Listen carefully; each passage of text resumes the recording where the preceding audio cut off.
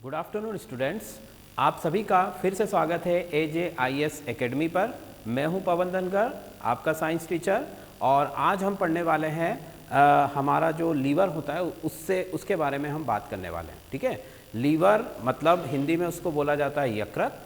तो यकृत से संबंधित सभी चीज़ें हम देखने वाले हैं, उसके फंक्शंस हो, उसका जो सिचुएशन है बॉडी में वो कहाँ पर है, ठीक है, वो काम क्या क्या करता है, उसके बाद में उसका जो भी स्ट्रक्चर है वो भी सारी चीज़ें हम आज उसके बारे में बात करने वाले हैं। ठीक, चलिए, तो लीवर के बारे में कुछ फैक्ट्स हैं, पहले तो उन्हें देख लेते हैं हम कि लीवर जो होता है सबसे पहले तो लार्जेस्ट इंटरनल ऑर्गन होता है। ठीक है, हम सभी को पता है कि जो यकृत है, हमारा लीवर है, वो हमारे शरीर का सबसे बड़ा आंतरिक अंग होता है। ठीक, या हम यूँ कहें कि ये एक तरह की ग्लैंड होती है, एक तरह की अंतःस्रावी ग्रंथि होती है जो भी सबसे बड़ी होती है। ठीक, मतलब लीवर कहने का मतलब काफ़ी बड़ा होता है और उसका जो वेट होता है उसका जो 1.4 से 1.6 kg के आसपास होता है, मतलब कि 1.5 किलो के आसपास लीवर का वजन होता है। 1.4 से लेकर 1.6 किलोग्राम तक इसका वजन होता है। ठीक, फिर अगर हम देखें कि लीवर 2 लोब्स में होता है, मतलब कि इसके 2 पोर्शन होते हैं। लीवर कुल मिलाकर के जो ग्रंथि है हमारी, ये 2 भागों से मिलकर बनी होती है जो कुछ इस तरीके से होती है। ठीक है, एक होता है राइट साइड और एक होता है लेफ्ट साइड। ठीक है, ये दोनों जो लीवर के पार्ट है, ये इन दोनों को मिलाकर ही लीवर बोला जाता है। और ये दोनों जो है ये आपके राइट और लेफ्ट, इस तरीके से हम उनको 2 पोर्शंस में डिवाइड कर देते हैं। ठीक है, फिर अगला देखिए, तो पूरे लीवर के ऊपर, ठीक है, पूरे लीवर के ऊपर एक शीट का कवर होता है। एक आप जो कह सकते हैं कि फाइबरस शीट होती है, मतलब कि एक रेशों के द्वारा बनी हुई या जो फाइबर से उनके द्वारा बनी हुई एक आवरण होता है, एक शीट होती है जिसके द्वारा जो हमारा पूरा लीवर है वो कवर होता है, जो इसको प्रोटेक्शन का काम करती है एक तरीके से। ठीक है, चलिए अब देखिए लीवर हमारा जो है ये बॉडी में होता कहाँ है, इसको आप पहले समझें कि लीवर एग्जैक्टली कहाँ पर होता है। तो देखिए, हमारा जो हमें पता है कि हमारी जो बॉडी है, ठीक है, ये डायफ्राम मान लीजिए, हमने डायफ्राम माना। ठीक है, डायफ्राम है हमारा। डायफ्राम सभी को पता है क्या होता है। डायफ्राम का मतलब कि एक मस्कुलर प्लेट होती है या एक मांसपेशियों के द्वारा बनी हुई एक प्लेट होती है जो कि किस शेप में होती है, ये इस तरीके के शेप में होती है। ठीक है, और ये कहाँ पर होती है, ये आपकी जो रिब्स होती है, जो पसलियाँ होती है, उसके नीचे होती है। मतलब कि इसका जो फंक्शन होता है वो ऊपर वाले जो आपके ऑर्गन्स है, जैसे कि लंग्स है हमारा, ठीक है, ये हमारा लंग्स है, और नीचे वाले, इसके नीचे वाले जो ऑर्गन है उन दोनों को सेपरेट करती है। इसके नीचे जैसे कि यहाँ से हमारा जो है डाइजेस्टिव सिस्टम जो है इस तरीके से शुरू हो गया, फिर यहाँ पर आपका स्प्लीन है, ठीक है, फिर पेनक्रियाज है, फिर उसके बाद में यहाँ पर हमारा लीवर है, इस तरीके से। तो डायफ्राम जो है वो क्या करता है, वो ऊपर और नीचे, मतलब कि बॉडी के जो अपर पार्ट्स हैं, इंटरनल अपर पार्ट्स, और जो लोअर पार्ट्स हैं, जिनमें कि आपका स्टमक आता है, ठीक है, फिर किडनी आ जाएगी, लीवर आ जाएगा, ये सारे इन दोनों को सेपरेट करने का काम करता है। ठीक है, जैसे लंग्स जो हैं वो नीचे ना आए और जो बॉडी के ऑर्गन्स है वो ऊपर ना जाए, तो उन दोनों के बीच में एक तरीके का पार्टीशन कर दिया जाता है, उसी को हम डायफ्राम बोलते हैं। तो डायफ्राम से लेकर के, ठीक है, ये जो हमारा पूरा लोअर पोर्शन होता है, ठीक है, इसको बोला जाता है थोरेसिक कैविटी। ठीक है, डायफ्राम से लेकर, अभी इन सारे ऑर्गन्स को मैं मिटा देता हूं क्योंकि हमें सिर्फ लीवर के बारे में बात करनी है। तो डायफ्राम से लेकर के और जो पूरा लोअर आपका जो पार्ट्स होता है उसको बोला जाता है थोरेसिक कैविटी।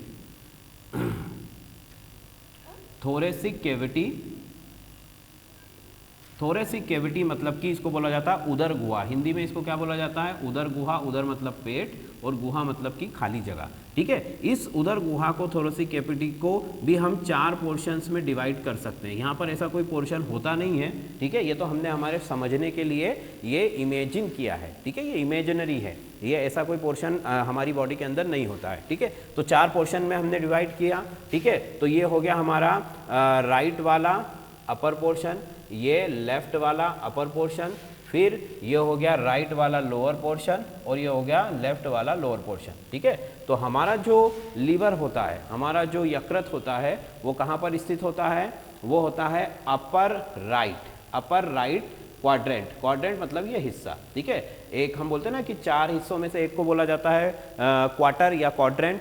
तो अपर राइट क्वाड्रेंट मतलब कि आपकी जो उदर गुहा है, जो एब्डोमिनल कैविटी है, या सॉरी इसको एब्डोमिनल कैविटी बोलेंगे, है ना, ये थोड़ी सी मिस्टेक हो गई है, ये एब्डोमेन कैविटी है, फाइन। थोरेसिक कैविटी तो ऊपर वाली है। तो एब्डोमेन कैविटी में राइट साइड में, अपर राइट साइड में ऊपर की तरफ ये स्थित होता है, ठीक है। तो ये लीवर की संरचना है, सॉरी उसकी लोकेशन है। अब लीवर की लोकेशन हमें पता चल गई। अब देखिए कि लीवर का स्ट्रक्चर के ऊपर हम चलते हैं, ठीक है। फिर से मैं एक बार बता देता हूं कि लीवर सबसे बड़ी ग्रंथि है, सबसे बड़ा ऑर्गन है। इसका वजन जो है वो 1.5 किलो के आसपास होता है। इसका जो सिचुएशन है, इसकी जो लोकेशन है वो होती है अपर राइट क्वाड्रेंट, मतलब कि जो आपकी एब्डोमेन कैविटी है, आपकी जो उदर गुहा है, उसके ऊपरी राइट वाले हिस्से में ये होता है, ठीक। और फिर अब लीवर का आप देखो कि जरा लीवर का स्ट्रक्चर कैसा होता है, लीवर के अंदर क्या क्या चीज़ें होती है और वो कैसे कैसे काम करती है। तो देखिए अब उसका हम डायग्राम बनाते हैं यहाँ पर लीवर का, उसको शुरू करते हैं। देखो सबसे पहले तो मैंने आपको कल ही बताया था, हमने कल ही पढ़ा था कि जो हमारा हार्ट होता है, ठीक है, ये जो हार्ट है हमारा, इस हार्ट से एक आर्टरी आई थी जिसको हमने कहा था सिस्टेमिक एओर्टा, मतलब कि महाधमनी, ठीक है। ये थी हमारी महाधमनी, मतलब सिस्टेमिक एओर्टा। अब इस सिस्टेमिक एओर्टा का काम क्या था कि पूरी बॉडी में ब्लड को सप्लाई करना, ठीक है। अब पूरी बॉडी के ऑर्गन में लीवर, ये सारी चीज़ें आती हैं, तो ऑब्वियसली लीवर में भी जो ब्लड जा रहा है वो किसके थ्रू जाएगा, इसी आर्टरी के थ्रू जाएगा, ठीक है।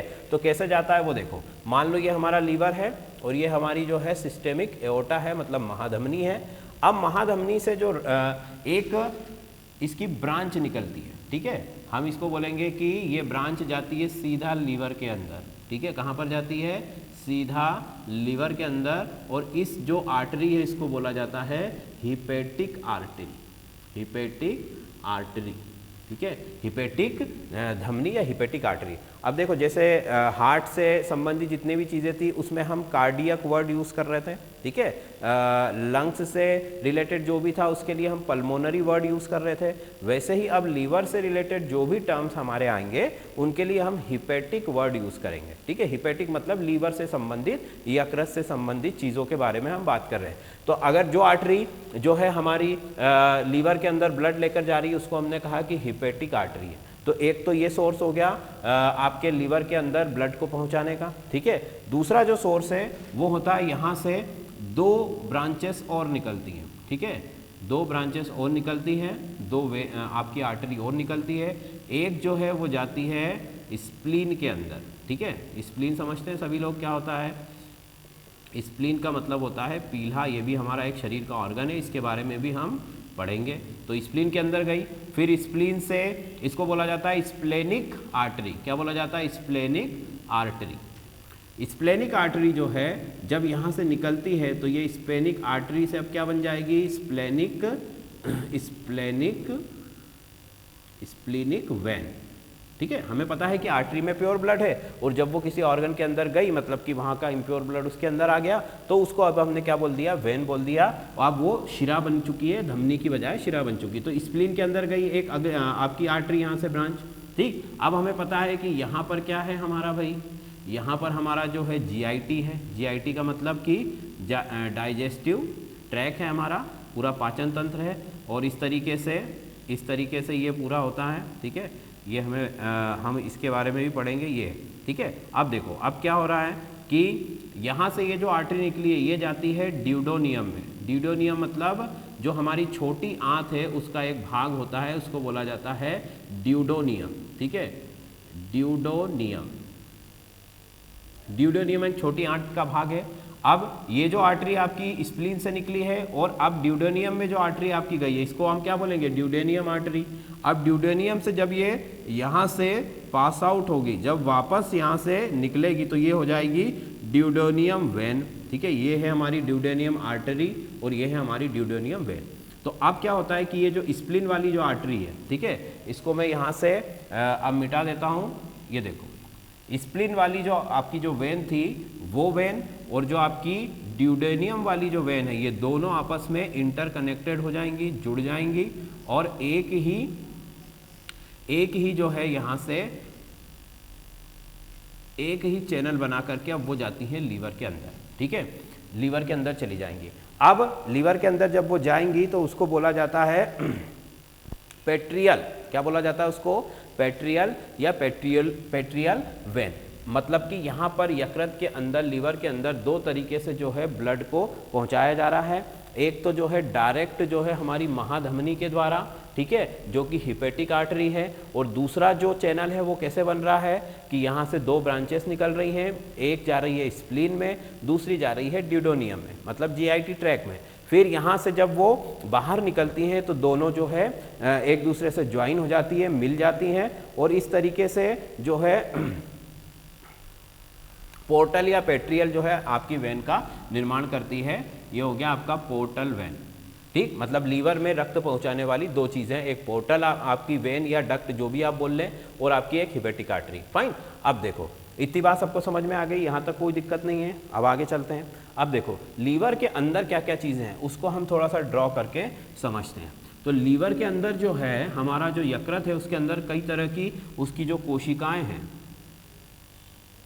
ये कोशिकाएं हेक्सागोनल फॉर्म में अरेंज होती इस तरीके से, ठीक है, हेक्सागोनल फॉर्म में, मतलब कि षटकोणीय इनका जो है अरेंजमेंट होता है हेक्सागोनल। हेक्सागोनल मतलब इनमें 6 कॉर्नर्स होते हैं। तो लीवर्स की जो सेल्स होती है वो उनके अंदर किस तरीके से अरेंज होती है, हेक्सागोनल शेप में अरेंज होती है इस तरीके से। अब देखो यहाँ पर क्या है, ये आपको हर कॉर्नर आपको दिखाई दे रहा है, यहाँ पर 6 कॉर्नर है, ठीक। अब हमने कहा था कि अभी ये जो दो वेन्स, दो हमारी जो डक्ट हैं, एक हिपेटिक आर्टरी और एक जो है हमारी पोर्टल जो आपकी वेन है वो, ये दोनों, अब इसमें से आप देखोगे कि ये जो पोर्टल है इसमें ऑक्सीजनेटेड ब्लड जो है वो कम अमाउंट में है क्योंकि ये ऑर्गन से होते हुए आ रही है, और जो हिपेटिक आर्टरी है उसमें टोटली क्या है, ऑक्सीजनेटेड ब्लड है, मतलब कि ऑक्सीजन युक्त रक्त है, मतलब कि इस आर्टरी में शुद्ध रक्त है। और ये जो वेन है पोर्टल वेन, इसमें जो है रक्त का जो शुद्धि है, जो उसकी प्योरिटी है वो थोड़ी कम हो जाती है क्योंकि ये अंगों से होकर आ रही है। तो देखो अब ये जो इनके पॉइंट्स दिख रहे हैं, यहाँ पर आकर ये आर्टरीज जो हैं दोनों, एक आर्टरी और एक वेन, ये दोनों आकर के इस तरीके से ज्वाइन होती है, ठीक है। ये आ गई आपकी एक हिपेटिक आर्टरी और ये आ गई हमारी पोर्टल वेन। बात समझ में आ रही है? तो ये ऐसा हर पॉइंट के ऊपर हो रहा है, मतलब कि ये जो लीवर की सेल है ये अरेंज हुई किस फॉर्म में, हेक्सागोनल शेप में, और हर हेक्सागोनल शेप के कॉर्नर के ऊपर जो है आपको दोनों, जो एक आर्टरी और एक वेन है, जो दोनों डक्ट हैं या दोनों चैनल है जिनके थ्रू ब्लड आ रहा है, उनका कनेक्शन मिलेगा या उनका जो है ज्वाइनिंग मिलेगा, ठीक है। सेम टू सेम यहाँ पर भी होगा इस तरीके से, ठीक है, यहाँ पर भी होगा। 6 के 6 जितने भी उसके कॉर्नर है सभी जगह जो है ये दोनों आर्टरी जो है आपको इस तरीके से मिली हुई दिखाई देगी, ठीक। फिर इन आर्टरीज से आप नीचे आओगे तो अब दोनों आर्टरीज का जो ब्लड है वो यहाँ पर अंदर की तरफ भी आएगा। ये देखिए यहाँ से एक चैनल बना, यहाँ से एक चैनल बना, यहाँ से एक चैनल बना, यहाँ से एक चैनल बना, ठीक है। इस तरीके से सारे चैनल्स जो हैं यहाँ सेंटर में आकर के मिल रहे हैं, ठीक है, सेंट्रल में आकर के मिल रहे हैं इस तरीके से, ठीक। अब ये जो सेंट्रल में जो स्ट्रक्चर बन रहा है इसको हम बोल देते हैं सेंट्रल वेन है। ये क्या है, ये सेंट्रल वेन। इतनी बात समझ में आई सबको? दोनों आर्टरीज ने ब्लड ला करके यहाँ पर डाला और जो हमारा ब्लड है वो इन चैनल्स के थ्रू अब पूरे जो लीवर का ये जो समुच्चय है या जो लीवर की कोशिकाओं का जो गुच्छा है उसके अंदर जाकर के जो है बट रहा है या डिवाइड हो रहा है। जैसे होता है ना, डैम से आपकी जो है चैनल्स निकलती हैं, नहरें निकलती हैं और फिर बड़ी नहर से छोटी, छोटी से फिर छोटी, इस तरीके से हर खेत तक पानी पहुंचा दिया जाता है। तो वैसे ही सेम टू सेम यहाँ पर भी है। ये दो आपकी जो मेजर जो आर्टरी और वेन है ये यहाँ पर ब्लड लाती है और फिर चैनल्स के थ्रू अंदर इसको डिस्ट्रीब्यूट कर दिया जाता है, ठीक है। अब देखो, अब देखिए यहाँ पर जो है लीवर की सेल्स अरेंज होती है इस तरीके से, यकृत की कोशिकाएं, ठीक है, जिनको क्या बोला जाता है, हिपेटिक सेल, ठीक है। हमने पहले कह दिया कि जो भी आपको टर्म यहाँ पर यूज़ करना वो हिपेटिक टर्म ही यूज़ करना। तो लीवर्स की सेल्स जो है वो इस तरीके से अरेंज होंगी, ठीक है। पूरी जगह पर आप पूरी जगह को इसको इस तरीके से भर सकते हो लीवर की सेल से, ठीक है। ये जो लीवर्स की सेल्स हैं ये इस तरीके से हर सेक्शन में आप इसको इस तरीके से अरेंज कर सकते हो। फाइन। अब देखो कि इन्हीं सेल्स के बीच में, इन्हीं हिपैटिक सेल्स के बीच में कुछ बड़ी कोशिकाएं भी आपको इस तरीके से दिखाई देगी, ठीक है, कुछ बड़ी कोशिकाएं भी दिखाई देंगी। इन कोशिकाओं को बोला जाता है कुफ्फर सेल्स। क्या बोला जाता है? कुफ्फर सेल्स, कुफ्फर कोशिकाएं। कुफ्फर कोशिकाओं का काम क्या होता है? कुफ्फर कोशिकाओं का काम होता है हानिकारक पदार्थों को जो है मारना, हानिकारक पदार्थों को किल करना, या उनका जो भी हार्मफुल सब्सटेंस है उनको किल करना, ठीक है। जैसे कि अब देखो लीवर क्या है, लीवर के अंदर क्या क्या होता है? लीवर के अंदर आप यूँ कह सकते हैं कि लीवर के अंदर क्या नहीं हो रहा है, हमारी बॉडी के जितने भी फंक्शंस हैं उसमें से लगभग आप मान लीजिए कि 200 से 300 फंक्शन लीवर के अंदर होते हैं, ठीक है। वहाँ पर ब्लड भी बनता है, आरबीसी डिस्ट्रॉय भी होती है, ठीक है, बाइल जूस भी बनता है, फिर ग्लूकोजन, ग्लाइकोजन, आपके अमीनो एसिड, कई तरीके के काम होते हैं, ठीक है, वो फंक्शंस में हम पढ़ेंगे। तो यहाँ पर कई तरीके के हार्मफुल सब्सटेंस प्रोड्यूस होते हैं, लीवर के अंदर कई तरह के हानिकारक पदार्थ बनते हैं, और उन पदार्थों को नष्ट करने का जो काम है वो कुफ्फर सेल्स करती है, ठीक है। हालांकि पूरे पदार्थों को नष्ट नहीं करती है वो कुछ पदार्थ जो है वो वापस ब्लड के थ्रू जो है किडनी में चले जाते हैं, और फिर वहाँ से उनका एक्सट्रीशन कर लिया जाता है, वहाँ से उनको अलग कर दिया जाता है, ठीक है। तो ये सब मिलीजुली प्रक्रिया के द्वारा ही हमारा शरीर काम करता है। तो इतनी चीज़ सबको समझ में आ रही है। अब देखो क्या हो रहा है कि ये जो चैनल्स हैं हमारे, इन चैनल्स को हम थोड़ा सा बड़ा करते हैं। ये जो हमारा चैनल आया था यहाँ से, इस चैनल को हम बड़ा करते हैं। अब हमें पता है कि जो ब्लड यहाँ से आ रहा है, ठीक है, और यहाँ से ब्लड वापस भी जा रहा है। भाई आने जाने का ये रास्ता जो है वो एक ही रास्ता है। यहाँ से दोनों आपकी जो डक्ट हैं वो ब्लड लेकर आ रही है, तो ब्लड पूरी तरह यहाँ पर डिस्ट्रीब्यूट भी हो रहा है, और फिर यहाँ पर जो भी वेस्ट मटेरियल है, जो भी डीऑक्सीजनेटेड ब्लड है वो वापस भी जा रहा है, क्योंकि ब्लड जो है वो उसका कोई कंजप्शन तो होता नहीं है। ब्लड तो जितने आपकी बॉडी में हमेशा उतना ही रहेगा, केवल क्या हो रहा है वो तो ट्रांसपोर्टेशन का काम कर रहा है। तो ब्लड जिन चीज़ों को लेकर यहाँ पर आता है उनको यहाँ पर डिलीवर करता है, और फिर यहाँ से जो हार्मफुल सब्सटेंस है उनको उठाकर वापस ले जाता है। तो ब्लड के इसी सर्कुलेशन की वजह से, आने जाने की वजह से यहाँ पर लिम्फ का निर्माण होता है, ठीक है। किसका निर्माण होता है? लिम्फ का। तो लिम्फ का निर्माण होता है। अब उस लिम्फ को, वो लिम्फ क्या होता है, वो एक अलग चीज़ है। तो उस लिम्फ को हम जो है अलग ब्लड के साथ तो उसको मिक्स करके हम ब्लड के साथ उसको प्रवाहित नहीं कर सकते, इसलिए उसके लिए हमें अलग डक्ट बनानी पड़ेगी, ठीक है। उसके लिए हमें क्या करना पड़ेगा, यहाँ पर एक अलग डक्ट अवेलेबल होती है, जो कि आप इसी कॉर्नर के ऊपर देखोगे कि एक तीसरी डक्ट आपको देखने को मिलेगी, जिसको बोला जाता है लिम्फेटिक डक्ट, ठीक है। क्या बोला जाता है इसे? लिम्फेटिक डक्ट, ठीक है। तो तीन डक्ट हो गई अभी हमारे पास। दो तो वो है जो ब्लड को लेकर आ रही है, तीसरी वो है जो लिम्फ के ट्रांसपोर्टेशन में यूज होगी, ठीक। अब यहाँ पर एक चौथी डक्ट और होती है, वो होती है बाइल डक्ट, ठीक है। हमें पता है कि जो लीवर की कोशिकाएं हैं हमारी, ये सभी किसका निर्माण करती है? बाइल जूस का, पित्त रस का, ठीक है। पित्त रस का निर्माण लीवर के अंदर होता है, और उसका जो स्टोरेज है, उसका जो संग्रहण है, वो आपके गॉल ब्लैडर मतलब पित्ताशय में होता है। तो मतलब कहने का कि जो आपका बाइल जूस है वो यहीं पर बन रहा है, इन्हीं सेल्स के द्वारा बन रहा है। जब ये सेल बाइल जूस बनाती है तो उस बाइल जूस को अलग डक्ट के थ्रू जो है कलेक्ट कर लिया जाता है, ठीक है। तो यहाँ पर आपको अब चौथी डक्ट भी देखने को मिलेगी, जो कि है हमारी कौन सी? बाइल डक्ट, ठीक है, बाइल डक्ट। इनको हम थोड़ा सा अच्छे से लिख लेते हैं, ताकि ये सारा बहुत होच पोच हो चुका है यहाँ पर, तो मैं इसको थोड़ा सा इस तरफ लिख लेते हैं, चलो, ठीक है। तो ये वाला आप देखो, ये जो कॉर्नर है हमारा, यहाँ पर 4 आपकी डक्ट आकर के मिल रही हैं, ठीक है। ये देखिए, ये 4 डक्ट हमने बना ली। पहली तो है हिपेटिक आर्टरी, दूसरी हम मान लेते हैं कि ये पोर्टल वेन है, तीसरी जो है वो लिम्फेटिक डक्ट है, और चौथी जो है वो बाइल डक्ट है। तो ये क्वेश्चन पूछा जाता है कि जो आपका हेक्सागोनल स्ट्रक्चर है लीवर का, जो उसकी आप ट्रांसफर सेक्शन जब लेते हो, तो उसके अंदर आपकी एक पॉइंट के अंदर, एक पॉइंट से कितनी जो है वो डक्ट अटैच्ड होती हैं। तो यहाँ पर हम क्या बता सकते हैं कि 4 डक्ट अटैच है, और कौन कौन सी डक्ट है? 2 तो ब्लड को लाने वाली और ले जाने वाली हैं, और जो 2 हैं, एक लिम्फ के लिए है और दूसरी जो है हमारी आपके बाइल जूस के लिए। फाइन, इतनी चीज़ सबको समझ में आ रही है। अब देखिए यहाँ से हमने देख लिया कि लीवर के अंदर जो है कितने सारे काम हो रहे हैं। सबसे पहला एक काम तो हमें समझ में आ गया कि बाइल जूस का फॉर्मेशन हो रहा है, ठीक है। बाइल जूस जो है हमारा पित्त रस जो है वो बन रहा है लीवर के अंदर, और यही जो है आगे चल के जो है हमारे फैट के डाइजेशन में हेल्प करता है, फैट के डाइजेशन में मदद करता है, ठीक है। तो ये हमारा लीवर का एक छोटा सा स्ट्रक्चर मैंने आपको बताया, इस तरीके का हमारा लीवर का स्ट्रक्चर होता है, और ये 2 लोब में होता है। अच्छा देखो एक और चीज़ है कि अच्छा यहाँ तक कोई दिक्कत तो नहीं है किसी को? अगर कोई दिक्कत है तो वो पूछ सकता है क्वेश्चन, नहीं तो फिर मैं इसको मिटा देता हूँ। इतना जो भी हमने समझा है अभी, इसमें अगर किसी को कोई समस्या हो तो बोलिए जल्दी से।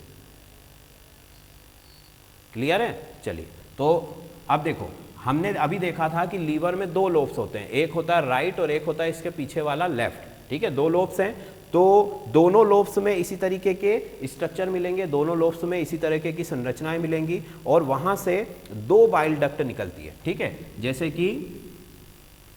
कि देखिए ये लीवर का पहला लोब हमारा, और ये इसी के पीछे लीवर का दूसरा लोब्स। तो एक जो हमारी बाइल डक्ट है वो यहाँ से आएगी, और दूसरी जो बाइल डक्ट है वो यहाँ से आएगी, और ये दोनों डक्ट जो हैं ये आपस में कंबाइन हो जाती हैं, और फिर ये कहाँ पर जाती है? लीवर के पीछे की तरफ। लीवर के पीछे की तरफ जो है हमारा पित्ताशय होता है, गॉल ब्लैडर होता है, उसके अंदर जाती है। इस तरीके की थैलीनुमा संरचना होती है, ठीक है।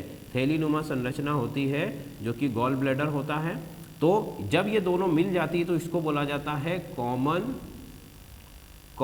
बाइल डक्ट, ठीक है, कॉमन बाइल डक्ट, ठीक, कॉमन बाइल डक्ट। और फिर ये जो डक्ट है ये कहाँ पर जाकर मिलती है? वो देखो जरा कि ये जो डक्ट है ये जाती है सीधी पेनक्रियास के पास, ठीक है। पेनक्रियास जो है हमारा ये इस तरीके का एक ऑर्गन है, तो पेनक्रियास से जो डक्ट निकलती है वो पेनक्रिएटिक डक्ट है, उस डक्ट से जाकर ये मिलती है, और फिर वो जो पेनक्रियाटिक डक्ट है वो फाइनली कहाँ पर आकर मिल जाती है? वो फाइनली मिल जाती है हमारे ड्यूडेनियम में आकर के, ठीक है, मतलब छोटी आंत में आकर के मिल जाती है।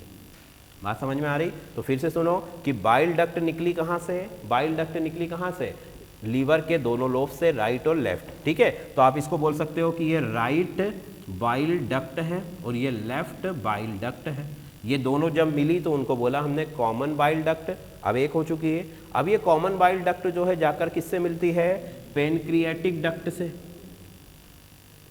पेनक्रिएटिक डक्ट से जाकर के मिल जाती है, और ये पेनक्रिएटिक डक्ट अब दोनों चीज़ों को लेकर जा रही है। पेनक्रियाज में जो जूस बन रहा है उसको भी लेकर जा रही है, और बाइल डक्ट से जो बाइल आया है उसको भी लेकर जा रही है। कहाँ पर? आपकी ड्यूडेनियम में, आपकी छोटी आंत में, ठीक है, क्योंकि डाइजेशन का जो काम है वो तो आंतों में हो रहा है, छोटी आंत में हो रहा है। वहाँ पर ये सारा जो है जूस उसको पहुँचाती है ताकि वो भोजन के पाचन में आपको मदद करता है, ठीक है। इतनी चीज़ सबको क्लियर?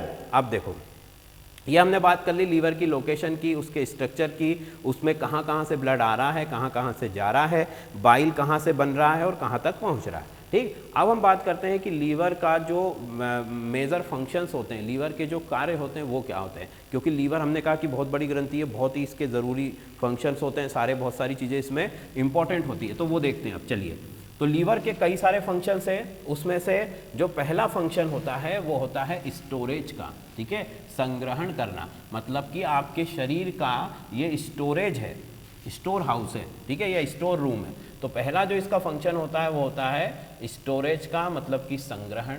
किन किन चीज़ों का संग्रहण करता है लीवर आपका? तो सबसे पहले करेगा शुगर का, ठीक है, शुगर का मतलब है ग्लूकोज।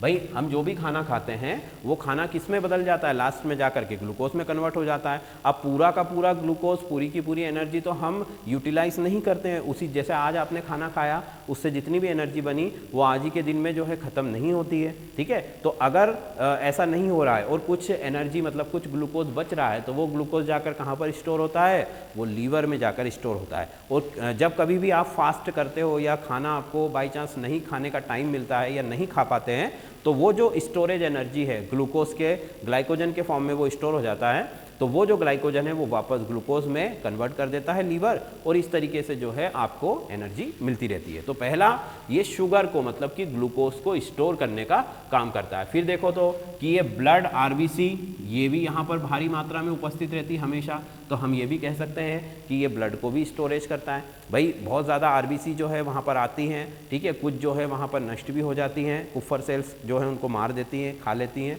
जो टूटी फूटी आरबीसी होती है, और बाकी की जो आरबीसी है फिर वापस से ब्लड के थ्रू उनका सर्कुलेशन चलता रहता है। मतलब अगर एट अ टाइम आप देखो तो लीवर के अंदर काफ़ी सारा ब्लड जो है प्रेजेंट होता है, इसलिए हम कह सकते हैं कि लीवर में जो है ब्लड का स्टोरेज भी होता है। ठीक, फिर अगला देखो तो वाटर, पानी जल का संग्रहण भी करता है। हमारी जो शरीर है उसको पानी की आपूर्ति, या यूँ कहे कि पानी का एक तरीके से स्टोरेज भी है, वो भी लीवर के अंदर होता है, यकृत के अंदर होता है, जिससे कि इमरजेंसी में में जब आप पानी नहीं पी पा रहे हैं तो उस समय भी आपकी बॉडी को कुछ समय तक हाइड्रेट रखता है, कुछ समय तक आपको जल की आपूर्ति करता रहता है। ठीक है, ज़्यादा टाइम होगा तो फिर तो आपको पानी पीना ही पड़ेगा। फिर अगला देखो तो हमने अभी देखा कि बाइल का फॉर्मेशन हो रहा है और बाइल का स्टोरेज जो है आपके पित्ताशय में हो रहा है। ठीक है, तो वो भी एक काम करता है, बाइल का फॉर्मेशन भी करता है और बाइल का स्टोरेज भी करता है। फिर अगला देखो तो फैट, ये सबसे ज़रूरी है।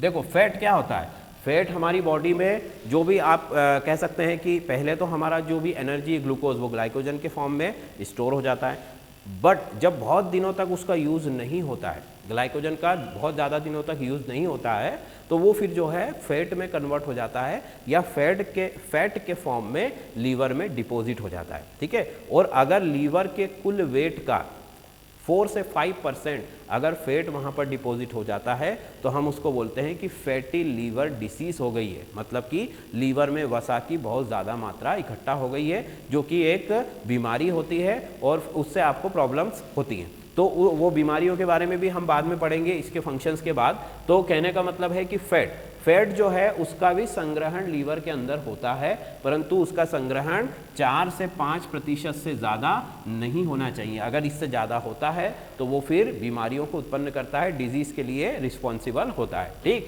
इसके बाद आप देखो कि विटामिन जितने भी हैं आपके जो फैट में सॉल्यूबल होते हैं। ठीक है भाई, विटामिन से आपके दो तरह के होते हैं, एक वाटर सॉल्यूबल होते हैं और एक फैट सॉल्यूबल होते हैं, मतलब एक जल में घुलनशील होते हैं और एक वसा में घुलनशील होते हैं। तो जितने भी वसा में घुलनशील जो विटामिन है आपके, ठीक है, जैसे कि आपका ADE B12, ठीक है, ADE B12, ये सभी जो है इनका भी स्टोरेज जो है आपके लीवर के पास होता है, लीवर के अंदर होता है। ठीक, चलिए, तो ये तो होगा स्टोरेज वाले काम सारे के सारे कि स्टोरेज किस तरीके से लीवर के अंदर होता है इन चीज़ों का। अब देखो फॉर्मेशन की अगर बात करें तो किन किन चीज़ों का ये फॉर्मेशन करता है, तो सबसे पहले तो फॉर्मेशन करता है बाइल का। ठीक है, बाइल का जो फॉर्मेशन है वो कौन करता है, बाइल का फॉर्मेशन अभी हमने देखा हिपेटिक जो आपकी सेल्स है, लीवर सेल्स हैं, वो बाइल को बनाती है और फाइनली वो डक्ट से होता हुआ गॉल ब्लैडर में चला जाता है। ठीक, अब अगला देखो कि यहाँ पर हमने देखा कि लीवर में 3 तरीके के प्रोसेस होते हैं।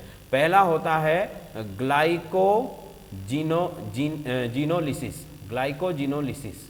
ठीक है, इस ग्लाइकोजिनोलिसिस में क्या होता है, दूसरा जो आपका प्रोसेस है, तीनों को एक साथ लिख लेते हैं फिर तीनों को समझा देते हैं, ग्लाइकोजिनेसिस। ठीक, और लास्ट जो होता है वो होता है लिपोजिनेसिस। ये 3 तरह की चीजें होती है। तो देखो ग्लाइकोजिनेसिस का मतलब क्या है कि ग्लाइकोजन का ग्लूकोज में परिवर्तित होना। ग्लाइकोजन, ये आपको इनके नाम याद रखना जरूरी है। ठीक है, ये तो याद हो ही जाएंगे कि ग्लाइकोजन जो है वो ग्लूकोज में परिवर्तित हुआ। ठीक है, ग्लाइकोजन मतलब क्या है, ग्लूकोज का वो फॉर्म है जो लीवर में स्टोर होता है। ठीक है, तो ग्लाइकोजन वापस जब ग्लूकोज में परिवर्तित होता है तो उसको बोला जाता है ग्लाइकोजिनोलिसिस। ठीक है, मतलब लिसिस का मतलब होता है टूटना और ग्लाइकोजन का मतलब कि ग्लाइकोजन, तो ग्लाइकोजिनोलिसिस मतलब ग्लाइकोजन का वापस किस में टूटना, ग्लूकोज में टूटना, ग्लाइकोजिनोलिसिस कहलाता है। दूसरा जो होता है ग्लाइकोजिनेसिस मतलब ग्लूकोज का ग्लाइकोजन में कन्वर्ट होना, ग्लूकोज का ग्लाइकोजन में कन्वर्ट होना। ठीक है, अब ये जो प्रोसेस है ये इसके नाम की वजह से तो इम्पॉर्टेंट है, ये नाम तो हमको याद रखना ही है, साथ ही में ये एक और चीज़ के लिए बहुत ज़्यादा ज़रूरी हो जाती है कि ये जो ग्लूकोज कन्वर्ट होता है ग्लाइकोजन में, ये किसकी मदद से कन्वर्ट होता है, इंसुलिन की मदद से। ठीक है, इंसुलिन सभी को पता है इंसुलिन क्या होता है। इंसुलिन जो है हमारा ये एक हार्मोन है जो कि कहाँ पर बनता है, पेनक्रियास की अल्फा सेल्स में बनता है। ठीक है। आपका जो अग्नाशय है, पेनक्रियाज है, उसमें अल्फा सेल्स होती हैं, वहाँ पर इंसुलिन बनता है और ये काम क्या करता है, डायबिटीज़ को कंट्रोल करता है, मतलब शुगर के लेवल को ब्लड के अंदर कंट्रोल करता है। जिनको शुगर की बीमारी होती है, जिनको डायबिटीज़ होती है, उनको इंसुलिन के इंजेक्शंस लेने पड़ते हैं। ठीक है, तो ये बहुत ज़्यादा ज़रूरी हार्मोन है। अब आप खुद ही देखो कि अगर ग्लूकोज ज़्यादा होगा, मतलब कि आप ज़्यादा मीठा खा रहे हैं या आपके शरीर में ज़्यादा मात्रा में ग्लूकोज बन रहा है, तो इंसुलिन की मात्रा की भी ज़्यादा आवश्यकता होगी, परंतु अग्नाशय तो एक निश्चित मात्रा में ही इंसुलिन बनाता है, इसीलिए इंसुलिन की कमी होने लगती है। तो ये जो ब्लड ग्लूकोज का जो लेवल है वो ग्लाइकोजन में कन्वर्ट नहीं हो पाता है और इसीलिए वो ब्लड में रह जाता है और उसी को हम बोलते हैं कि डायबिटीज़ हो गई है, ब्लड के अंदर शुगर का लेवल जो है वो बढ़ गया है। ठीक है, तो इंसुलिन, वास्तव में इंसुलिन की कमी नहीं हो रही है, यहाँ पर क्या हो रहा है, ग्लूकोज का लेवल बढ़ जाता है। ठीक है, आपकी जो हैबिट्स हैं वो ऐसी हो जाती है कभी कभी कि हम मीठा खाना ज़्यादा खा रहे हैं या बहुत ज़्यादा अमाउंट में खाना खा रहे हैं, या फिर कभी ऐसा भी होता है कि इंसुलिन का जो सिक्रीशन है वो कम हो जाता है। दोनों ही तरह से, या तो इंसुलिन कम हो जाए या फिर ग्लूकोज का लेवल बहुत ज़्यादा बढ़ जाए। तो ग्लूकोज का ग्लाइकोजन में परिवर्तित होना ज़रूरी है। अगर ये नहीं होता है तो ब्लड के अंदर ग्लूकोज का लेवल बढ़ जाएगा, जो कि डायबिटीज़ या मधुमेह को उत्पन्न करता है। ठीक है, और ये इंसुलिन की उपस्थिति में होता है। अगला देखो, लास्ट जो है हमने लिखा लिम्फोजिनोसिस। लिम्फोजिनोसिस मतलब इसमें क्या है, लिम्फ। अब आप देखो इस प्रक्रिया में क्या होता है, इस प्रक्रिया में होता है जिनेसिस। जिनेसिस का मतलब बनना, मतलब लिम्फ का बनना। लिम्फ मतलब क्या है, फैट्स, ठीक है, लिपिड्स। तो यहाँ पर हम देखेंगे कि ग्लूकोज जो है हमारा, ग्लूकोज और amino acids, glucose and amino acid, glucose and amino acid जो है उनको लीवर कन्वर्ट करता है किसके अंदर, फैट्स के अंदर। हमने कहा था ना कि फैट का स्टोरेज करता है लीवर, है ना। तो जब ग्लूकोज जो है बहुत ज़्यादा अमाउंट में बनता है या ग्लाइकोजन का बहुत समय तक यूज़ नहीं हो पाता है, तब फिर जो लीवर है उस ग्लूकोज को या उस ग्लाइकोजन को और उस अमीनो एसिड को किस में कन्वर्ट कर देता है, फैट में।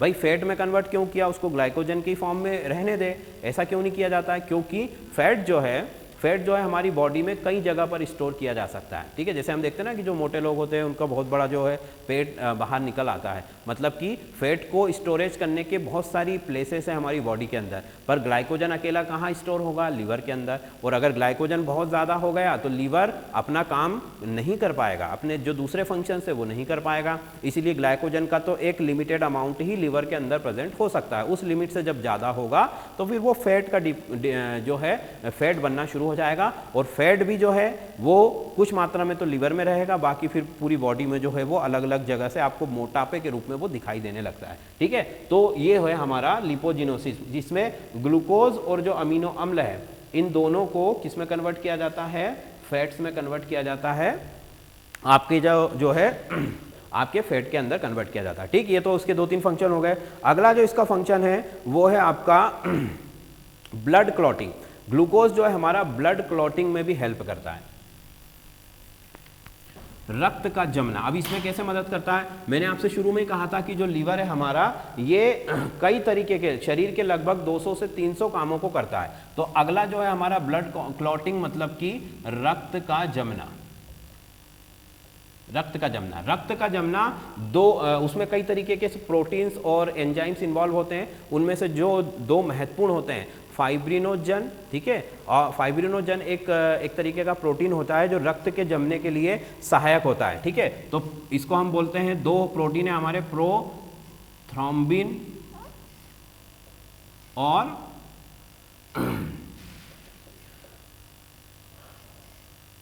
फाइब्रिनोजन। ठीक है, तो प्रोथ्रोम्बिन और फाइब्रिनोजन जो 2 प्रोटीन है जो रक्त के थक्का जमने में सहायता करते हैं या ब्लड क्लॉटिंग में हेल्प करते हैं, ये भी लीवर में ही बनाए जाते हैं, लीवर के द्वारा ही प्रोड्यूस होते हैं। ठीक है, और इसीलिए लीवर का जो है मेन रोल हो जाता है ब्लड की क्लॉटिंग में, रक्त का थक्का जमने में। अगर लीवर में ये नहीं बनेंगे तो ये ब्लड की क्लॉटिंग नहीं होगी, और अगर ब्लड की क्लॉटिंग नहीं होगी तो कौन सी बीमारी होगी, हीमोफीलिया होगी, जो कि हमने पढ़ा हुआ है। ठीक, अगला इसका फंक्शन होता है रेगुलेट बॉडी टेम्परेचर। आपके जो शरीर है उसके तापमान को जो है नियंत्रित रखना। ठीक है, शरीर का तापमान भी लीवर के द्वारा नियंत्रित किया जाता है, टेम्परेचर को जो है मेंटेन रखना या संतुलित रखना। अब ये संतुलित कैसे रखता है, संतुलित कैसे रखता है लीवर? हमें पता है लीवर के अंदर कई सारी रिएक्शंस हो रही हैं, ठीक है। तो कई सारी रिएक्शंस हो रही हैं, मतलब कि बॉडी का जो टेम्परेचर है, जो लीवर के अंदर जो टेम्परेचर है वो इंक्रीज होता है। अगर बॉडी का टेम्परेचर कम है तो लीवर में जो हीट जनरेट हो रही है उसके थ्रू उसको मेंटेन कर लिया जाता है। और अगर बॉडी का टेम्परेचर ज़्यादा है तो लीवर में होने वाली, देखो अभिक्रियाएं दो तरीके की होती हैं। अगर आपने थोड़ी सी केमिस्ट्री पढ़ी होगी तो हमें पता है कि दो तरीके की रिएक्शन होती है, एक्सोथर्मिक और एंडोथर्मिक। कोई बता सकता है क्या क्या होती है ये? देखो एक्सोथर्मिक का मतलब ऐसी रिएक्शन जिनमें ऊर्जा बनती है, एनर्जी निकलती है, और एंडोथर्मिक जिनमें एनर्जी कंज्यूम होती है, इनमें ऊर्जा की खपत होती है, ठीक है। तो अब लीवर के अंदर ये दोनों चीजें चल रही है, क्योंकि लीवर हमने कहा कि बहुत ही कॉम्प्लिकेटेड जगह, उसमें सारे फंक्शन होते हैं, जितने भी आपके शरीर के अंदर फंक्शंस होते हैं उसमें से 50 से 60% जो भी फंक्शन है वो सब लीवर में होते हैं। तो एक्सोथर्मिक रिएक्शन मतलब ऊष्मा क्षेपी अभिक्रियाएं भी होती हैं और ऊष्मा शोषी भी होती हैं। तो जब बॉडी का टेम्परेचर ज़्यादा हो जाता है तो एंडोथर्मिक रिएक्शंस के लिए जो एनर्जी रिक्वायर है वो एनर्जी वहाँ से ले ली जाती है, तो बॉडी का टेम्परेचर मेंटेन हो जाता है। और एक्सोथर्मिक रिएक्शंस में जब बॉडी का टेम्परेचर कम है तो उस रिएक्शन का टेम्परेचर बॉडी को दे दिया जाता है, ठीक है। इस तरीके से ये काम होता है। अब अगला जो फंक्शन है लीवर का वो है उत्सर्जन। उत्सर्जन का मतलब है कि हानिकारक पदार्थों को अलग करना, ठीक है। अब लीवर क्या क्या हानिकारक पदार्थों को अलग करता है? लीवर जो है, हमने कहा कि जो ब्लड सेल, आपकी जो आरबीसी है जो कि प्रॉपर वर्क नहीं कर रही है या डैमेज हो चुकी है या उनका जीवन काल समाप्त हो चुका है, उनको लीवर की कुफर सेल्स जो है वो नष्ट कर देती हैं और वो जो है एक तरीके से उत्सर्जित हो जाती हैं, ठीक। दूसरा जो है लीवर किसको उत्सर्जित करता है? लीवर जो है उत्सर्जन करता है, यहाँ पर आपने देखा कि अमीनो एसिड होता है लीवर के अंदर, ठीक है। अमीनो एसिड को अगर मैं बनाऊं तो देखो इस तरीके का स्ट्रक्चर है अमीनो एसिड का, इसमें अमाइन ग्रुप है हमारा और जो है एसिड ग्रुप है। तो जब अमाइन ग्रुप अमीनो एसिड से अलग हो जाता है, ठीक है, ये दिख रहा है NH2 जब अमीनो एसिड के मॉलिक्यूल से अलग हो जाता है तो वो बनाता है अमोनिया। क्या बनाता है? अमोनिया, ठीक है। और अमोनिया फिर किस में कन्वर्ट होती है? यूरिया में। अमोनिया बनती है यूरिया में, और यूरिया जो है वो हमारे यूरिन के थ्रू उत्सर्जित हो जाता है, मतलब कि आपकी बॉडी से बाहर कर दिया जाता है। तो मतलब कि इसका भी उत्सर्जन जो है वो कहाँ, किसके द्वारा हो रहा है? लीवर के द्वारा हो रहा है। लीवर में जो अमीनो अम्ल को तोड़ा जा रहा है या लीवर में जो अमीनो अम्ल का विघटन किया जा रहा है उसमें बनने वाला जो अमाइन ग्रुप है उससे अमोनिया बनती है, अमोनिया से यूरिया बनती है और फिर यूरिया जो है वो उत्सर्जित कर दी जाती है, ठीक। फिर अगला देखो कि लीवर में जो है जो बाइल के पिगमेंट होते हैं, ठीक है, बाइल जूस जो होता है उसमें दो तरीके के पिगमेंट होते हैं। एक होता है, ये लिखा हुआ है देखो, एक होता है बिलीरुबिन और एक होता है बिलीवर्डिन। ये दो पिगमेंट होते हैं। इसमें से बिलीरुबिन जो है वो येलो कलर का होता है और बिलीवर्डिन जो है वो ग्रीन कलर का होता है। ये पिगमेंट कब बनते हैं? ये पिगमेंट जब बनते हैं जब आरबीसी का जो है विनाश होता है या आरबीसी डिस्ट्रॉय होती है, ठीक है। आरबीसी में हीमोग्लोबिन होता है, मतलब ब्लड के अंदर हीमोग्लोबिन होता है, तो हीमोग्लोबिन के विघटन से, डिकम्पोजिशन से ये दोनों पिगमेंट बनते हैं, ठीक है। और ये दोनों पिगमेंट किस में चले जाते हैं? बाइल जूस में। बाइल जूस से ये कहाँ जाते हैं? हमारे स्टमक में जाते हैं और स्टमक से फिर होते हुए जो है आपके एनस के थ्रू वेस्ट मटेरियल के साथ बाहर चले जाते हैं। अब ये करते क्या है? देखो, जो आपका वेस्ट मटेरियल का जो कलर होता है या आपके यूरिन का जो कलर होता है येलो, वो इस पिगमेंट की वजह से, इन दोनों पिगमेंट की वजह से ही आता है, ठीक है। हमने देखा होगा ना कि कभी जैसे हमें जॉइंडिस हो गया, पीलिया हो गया, तो पीलिया में क्या होता है? पीलिया में इन दोनों पिगमेंट का जो एक्सक्रीशन है, जो आपका जो उत्सर्जन है वो रुक जाता है। मान लो किसी वजह से बाइल डक्ट जाम हो गई तो पिगमेंट जो है आपकी जो है आंतों तक नहीं पहुंच पा रहे हैं, जिसकी वजह से उनका उत्सर्जन नहीं हो पा रहा है। तो उस समय पर वो पिगमेंट क्या होगा? फिर पूरी बॉडी में फैलने लगेगा। भाई कोई भी शरीर का जो हानिकारक पदार्थ है अगर वो शरीर के बाहर नहीं निकलेगा तो क्या होगा? बॉडी के अंदर वो डिस्ट्रीब्यूट होने लगेगा, जिससे आपकी त्वचा का रंग, आपकी आंखों के जो कॉर्निया है या आपके जो नाखून है उनका रंग पीला होने लगता है, जिसे हम पीलिया बोलते हैं, जिसको जॉइंडिस भी बोला जाता है इंग्लिश में, ठीक है। तो इस तरीके से बिलीरुबिन और बिलीवर्डिन, ये दोनों वर्णकों, इन दोनों पिगमेंट्स का भी जो है उत्सर्जन हमारा लीवर करता है। फिर बॉडी टेम्परेचर को भी रेगुलेट कर दिया। अब लास्ट में जो है लीवर का और क्या फंक्शन हम देख सकते हैं कि ब्लड की क्लॉटिंग करा दी, स्टोरेज करा दिया, ठीक है। और इसके अलावा इसमें ये सारे मेजर फंक्शंस हमारे यहाँ पर हो चुके हैं, ठीक है। अब फंक्शन जो है हमारे वो आते हैं, नेक्स्ट जो फंक्शन है हमारा वो होता है बाइल जूस के बारे में हम पढ़ते हैं। तो बाइल जूस जो कि लीवर बनाता है उसके बारे में आप पढ़ लीजिए। तो बाइल जूस बनता है लीवर के अंदर, ठीक है। यहाँ पर देखिए इससे मैंने कुछ फैक्ट आपके लिए लिख रखे हैं। बाइल जूस जो है लीवर सेल के द्वारा प्रोड्यूस होता है। इसका जो स्टोरेज है वो कहाँ पर होता है, गॉल ब्लैडर में, मतलब कि पित्ताशय में होता है।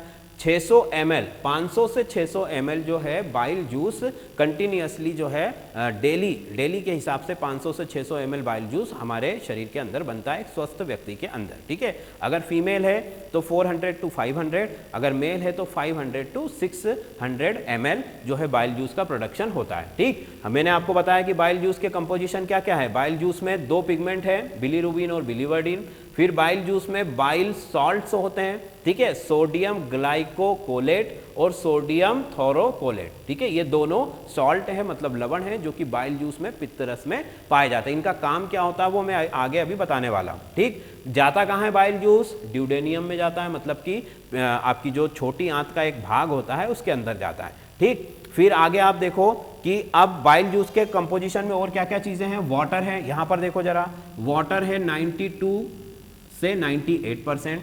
हमारे शरीर के जितने भी जूस है, चाहे वो बाइल जूस हो, चाहे वो पेनक्रियाटिक जूस हो, चाहे आपके आंतों में बनने वाले एंजाइम हो, उन सभी में सबसे ज़्यादा परसेंटेज वाटर का होता है। तो यहाँ पर भी 92 से 98% जो है वाटर होता है।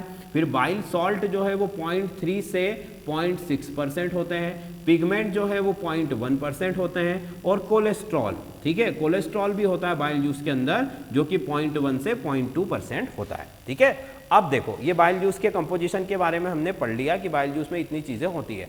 अब बाइल जूस का फंक्शन क्या होता है। बाइल जूस कोई एंजाइम नहीं है जो डाइजेशन में हेल्प करता है।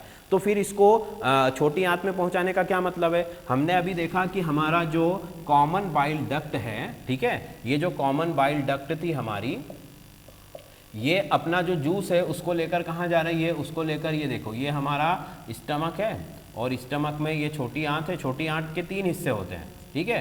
तो बीच वाला जो हिस्सा होता है उसको बोला जाता है ड्यूडोनियम, ठीक है, ड्यूडोनियम। इस ड्यूडोनियम में जो है ये बाइल डक्ट जाती है और मतलब पेनक्रियास से होते हुए, वो मैं आपको बता ही चुका हूँ, और यहाँ पर जाकर अपना बाइल जूस जो है वो रिलीज कर देती है, छोड़ देती है। अब बाइल जूस का काम क्या है, देखो बाइल जूस का जो काम है बेसिकली इसके 2 फंक्शन है। पहला फंक्शन तो है पित्त रस का, कि ये जो पेट का जो आपके आते हैं उसका जो अम्लीय माध्यम है, उसकी जो एसिडिटी है उसको कम करता है, उसको न्यूट्रलाइज करता है, ठीक है। हमें पता है कि आमाशय में क्या है, HCl है जो एक अम्ल है। अब अम्ल की क्रिया जब आप क्षार से करोगे तो क्या हो जाएगा, अम्ल प्लस क्षार या बेस, तो बनता क्या है, लवण, मतलब कि सॉल्ट, उदासीन हो जाता है। तो यहाँ पर ये जो बाइल जूस के जो सॉल्ट है, ठीक है, बाइल जूस के सॉल्ट कौन से हैं हमारे, बाइल जूस के सॉल्ट ये रहे आपके सोडियम ग्लाइकोकोलेट और सोडियम थोरोकोलेट। इन दोनों में सोडियम उपस्थित होता है, मतलब कि ये दोनों बेसिक नेचर के होते हैं। तो बेसिक नेचर के ये दोनों सॉल्ट जो हैं जब HCl मतलब कि एसिड से जाकर के मिलते हैं, संयोजन करते हैं, तो उसकी जो अम्लीयता है उसको कम कर देते हैं या उसको उदासीन कर देते हैं। क्योंकि बाइल जूस खुद का भी जो pH है वो 7.8 से 8.6 होता है, मतलब कि वो भी कैसा होता है, बेसिक नेचर का होता है, क्षारीय प्रवृत्ति का होता है, ठीक है। तो भाई आते तो लगातार जो आमाशय है और आते हैं वो लगातार क्या बना रही है, वो अम्ल बना रही है। तो इससे तो क्या होगा कि अम्लीयता बढ़ने लगेगी, ठीक है। पर उसको कंट्रोल करने के लिए बाइल जूस भेजा। बाइल जूस में क्या है, बेसिक सॉल्ट्स हैं या बेस हैं जो कि उस अम्ल से क्रिया करके उसको उदासीन कर देते हैं, जो एक्स्ट्रा होता है, ठीक है। तो अब देखो पहला काम तो ये हो गया बाइल जूस का कि न्यूट्रलाइजेशन करना। किसका न्यूट्रलाइजेशन, जो एसिडिक मीडियम है आपकी ड्यूडोनियम का, उसके अंदर जाकर के न्यूट्रलाइजेशन करना, उसको उदासीन करना, ठीक। दूसरा जो इंपॉर्टेंट फंक्शन है इसका आपके बाइल जूस का, वो होता है आपका जो फैट है उसके डाइजेशन में हेल्प करता है, ठीक है। जो भी हम खाना खाते हैं उसमें जो ऑयल या घी वगैरह जो भी आप कंज्यूम करते हो तो वो सारा फैट होता है, ऑयल होता है, ऑयल या फैट। अब ऑयल या फैट को सीधे हमारी बॉडी जो है वो डाइजेस्ट नहीं कर पाती है, ठीक है। जैसे ही आपने कोई ऑयल या फैट लिया, ठीक है, तो वो ऑयल या फैट की ड्रॉपलेट्स जो हैं इस तरीके से, ये बड़ी बड़ी जो ऑयल या तेल की या जो भी है आपका घी वगैरह, उसकी जो बूंदें हैं वो इस तरीके से होती हैं फैली हुई, ठीक है। अब इनके डाइजेशन के लिए इनको क्या करना पड़ता है, इनको ब्रेक डाउन करना पड़ेगा, मतलब एक बड़ी जो ड्रॉपलेट्स है उसको छोटी छोटी बूंदों में बांटना पड़ेगा, तब जाकर शरीर के जो एंजाइम है, आंतों के जो एंजाइम है वो इनके ऊपर काम करेंगे और इनको पचा देंगे। कहने का मतलब कि बड़ी बूंदों को छोटी बूंदों में तोड़ना, इसी को बोला जाता है इमल्सिफिकेशन ऑफ फैट। ठीक है, क्या बोला जाता है, इमल्सिफिकेशन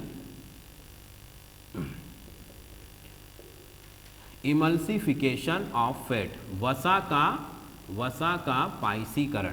ठीक है, पायसीकरण का मतलब वसा की बड़ी बड़ी बूंदों को छोटी छोटी बूंदों में तोड़ना। और ये काम कौन करता है, ये काम करता है हमारा बाइल जूस या पित्त रस। कैसे करता है तो वो देखो जरा, कि जैसे ही आपकी जो वाटर की ड्रॉपलेट, जो ऑयल की ड्रॉपलेट है वो आई आपकी आंतों के अंदर, ठीक है, तो जैसे ही वो आती है वो टूट तो अपने आप जाती है। ठीक है, मतलब कि उनका जो आप कह सकते हैं कि डिसोसिएशन है वो तो अपने आप हो जाता है। जैसे ही आप तेल को पानी के अंदर डालोगे या कुछ उसमें हलचल होगी, ठीक है, क्योंकि पेट के अंदर तो लगातार एक गति चलती रहती है, क्रमानुकुंचन जिसको हम बोला जाता है, सिलियरी मूवमेंट, जिससे खाना आगे की तरफ बढ़ता है। तो उस मूवमेंट की वजह से, उन शॉक्स की वजह से जो ऑयल और फैट की जो ड्रॉपलेट्स है वो छोटे छोटे भागों में टूट जाती है। पर होता क्या है, थोड़ी देर के बाद वो ड्रॉपलेट्स वापस जुड़ जाती हैं और बड़ी ड्रॉपलेट फिर से बना लेती है। मतलब कि प्रॉब्लम वहीं की वहीं कि ये ड्रॉपलेट्स टूट गई किसमें, छोटी छोटी ड्रॉप्स में, और ये वापस से फिर क्या बन जाएगी, बड़ी ड्रॉप बन जाएगी। तो ऐसे तो इसका डाइजेशन होना मुश्किल है। तो फिर यहाँ पर बाइल जूस क्या करता है कि इन ड्रॉपलेट्स, ये छोटी ड्रॉपलेट से इनके चारों तरफ आकर के इकट्ठा हो जाता है इस तरीके से। ठीक है, बाइल जूस के जो मॉलिक्यूल है वो इसके चारों तरफ आकर के जमा हो जाते हैं और इन बूंदों को आपस में जुड़ने नहीं देते, और इस तरीके से इसको हम बोलते हैं कि ये इमल्शन बन चुका है, पायस बन चुका है। और अब इन छोटी छोटी बूंदों को जो पेट के एंजाइम है, हमारी जो ड्यूडेनियम है उसके जो एंजाइम्स है, वो जो एंजाइम्स है वो इन पर रिएक्शन करके और इनको डाइजेस्ट कर लेते हैं, इनको पचा लेते हैं। ठीक है, इस तरीके से जो है फैट का डाइजेशन होता है। अदरवाइज फैट का डाइजेशन होना बहुत मुश्किल है। ठीक है, तो जो लोग वसा ज़्यादा खाते हैं, मतलब कि उनको बाइल जूस का जो है रिक्वायरमेंट ज़्यादा होता है उनके शरीर के अंदर, और बाइल जूस जो है बहुत ज़्यादा हेल्प करता है वसा के पाचन में। ठीक, ये तो उसके दो मेन फंक्शन हो गए। अगर पूछे जाए बाइल जूस के तो वो दो ही फंक्शन है, पहला है इमल्सिफिकेशन ऑफ फैट और दूसरा है न्यूट्रलाइजेशन ऑफ एसिड। ठीक, इसके अलावा भी वो कई तरीके के काम करता है, जैसे कि देखो वसा में घुलनशील विटामिन का अवशोषण में मदद करता है। ठीक है, जो भी आपके जो विटामिन्स हैं जो कि फैट में सॉल्यूबल हैं उनके एब्जॉर्प्शन में, ठीक है, उनके एब्जॉर्प्शन में, मतलब बॉडी के द्वारा उनको एब्जॉर्ब कर लिया जाए, उसमें वो हेल्प करता है। क्योंकि वसा को तो ये तोड़ देता है, इसलिए वसा में जो भी चीज़ें डिजॉल्व होंगी उन सभी में ये इनडायरेक्टली जो है हेल्प करता है। ठीक है, तो फिर आप देखो पिगमेंट को बाहर निकालना, ये जो लीवर के जो वेस्ट मटेरियल है, जो दोनों पिगमेंट, वो बाइल के थ्रू कहाँ पर आ गए, हमारी ड्यूडेनियम में आ गए, और ड्यूडेनियम में खाने के साथ मिलकर के और जो है बाहर निकल जाते हैं। ठीक, फिर क्षारीय माध्यम प्रदान करना, जो आपका पूरा स्टमक है उसको, या जो आपकी ड्यूडेनियम है उसको बेसिक मीडियम प्रोवाइड करता है। वही कहने का मतलब न्यूट्रलाइजेशन करता है, जिससे कि बैक्टीरिया जो है, वहाँ के जो एंजाइम्स है वो अच्छे से काम कर सके, गुड बैक्टीरिया, और आपके भोजन का पाचन सरलता से हो सके। ठीक है, तो ये तो हमने बात करी लीवर और उससे संबंधित जो है बाइल जूस जो निकलता है, उन दोनों के कुछ फंक्शंस देखे और उनके द्वारा जो उनकी होने वाली घटनाएं हैं शरीर के अंदर वो देखी हमने। ठीक है, अब हमको पढ़ना है लीवर से संबंधित बीमारियां। ठीक है, लीवर में होने वाली कौन कौन सी डिजीज़ होती हैं, लीवर से क्या क्या आपको प्रिकॉशन रखना चाहिए जिससे आप लीवर से संबंधित बीमारियों से बच सकें। ठीक है, गॉल ब्लैडर में तो ज़्यादा कुछ नहीं होता है, केवल एक ही डिसीज़ होती है, वो होती है यहाँ पर स्टोन बन जाता है। ठीक है, गॉल ब्लैडर जो है पित्ताशय, इसमें जैसे किडनी में स्टोन होता है, पथरी जिसको हम हिंदी में बोलते हैं, वैसे ही पित्ताशय में भी स्टोन फॉर्मेशन हो जाता है, जो कि किस वजह से होता है कि अगर मान लो कभी जो लीवर से आने वाली जो दो डक्ट हैं उनमें कहीं पर कोई ब्लॉकेज हो गया, ठीक है, तो कोलेस्ट्रॉल तो इसके अंदर होता ही है, बाइल जूस में कोलेस्ट्रॉल उपस्थित है, तो और जो दूसरे वेस्ट मटेरियल है जो बाइल जूस के थ्रू इधर आ रहे हैं वो अगर ब्लॉक हो गए तो वहाँ पर वो स्टोन का फॉर्मेशन कर देते हैं, कहाँ पर, आपके गॉल ब्लैडर के अंदर। ठीक है, इस तरीके से ये आपका गॉल ब्लैडर है और इसके अंदर जो है स्टोन का फॉर्मेशन हो जाता है। फिर इसको मेडिसिन के थ्रू या फिर ऑपरेशन करके भी निकाला जा सकता है। जैसे किडनी में होता है वैसे ही यहाँ पर भी गॉल ब्लैडर का जो है स्टोन का निर्माण हो जाता है। अब देखो दूसरी बीमारी क्या है, अगर लीवर में कोई प्रॉब्लम हुई तो ऑब्वियसली जो है उससे जुड़े हुए सभी अंगों में जो है समस्याएं उत्पन्न होने लगेगी। तो मेन जो हमारा पार्ट है लीवर, उससे संबंधित जो बीमारियां हैं उसको हम पढ़ेंगे और वो थोड़ा सा डिटेल में पढ़ेंगे, इसलिए उसको हम कल देखने वाले हैं। तो अभी अगर इससे संबंधित आपको कोई भी समस्या हो जो आज हमने पढ़ा है, ठीक है, मैं फटाफट से एक बार उसको रिवाइज करने की कोशिश करता हूँ। ठीक है, तो देखो लीवर जो है कहाँ पर उपस्थित होता है, सबसे पहले तो जो हमारी एब्डोमिनल कैविटी है उसमें राइट अपर साइड में होता है। ठीक, फिर लीवर के अंदर जो उसका वजन होता है 1.5 किलो के आसपास होता है। फिर लीवर 2 लोब्स का बना होता है, राइट और लेफ्ट। लीवर में आने वाली जो 2 वेन्स होती हैं या एक वेन और एक आर्टरी होती है, एक को बोलते हैं हम पोर्टल वेन और दूसरी जो है वो सिस्टेमिक एओर्टा से आती है, उसको बोला जाता है जो है हिपेटिक आर्टरी। ये दोनों जो है रक्त का जो ब्लड की जो है फुलफिलिंग करती है, मतलब रक्त की आपूर्ति करती है, कहाँ पर, आपके लीवर के अंदर। फिर लीवर का जो स्ट्रक्चर होता है सेल्स का वो कैसा होता है, हेक्सागोनल होता है। हर पॉइंट के ऊपर आपको 4 जो है कनेक्शन दिखाई देंगे। पहला होगा आपका हिपेटिक आर्टरी का, दूसरा होगा आपका पोर्टल वेन का, तीसरा होगा आपका बाइल डक्ट का और चौथा होगा लिम्फेटिक डक्ट का। ठीक है, फिर लीवर की जो सेल्स है वो बाइल जूस का फॉर्मेशन करती है। लीवर की जो कुछ सेल्स होती है कुफर सेल्स, वो क्या करती हैं, वो आपकी जो हार्मफुल सेल्स हैं उनको मारने का काम करती है। फिर आपका आगे चले तो लीवर में कई तरीके के फंक्शंस होते हैं। पहला होता है स्टोरेज का फंक्शन, जहाँ पर मुख्य रूप से ग्लूकोज और वसा को स्टोर किया जाता है।